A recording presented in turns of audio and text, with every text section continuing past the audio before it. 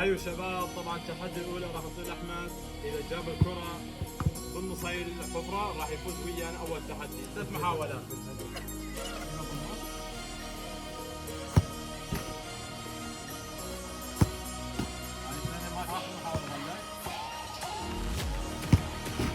الثاني راح نطير هو نفس الحاله بس بكله، راح يلعبها براسيه، اذا جابها راح اختار له زاويه اليسار مثل ما تلاحظون هاي الزاويه. غلط. الثانيه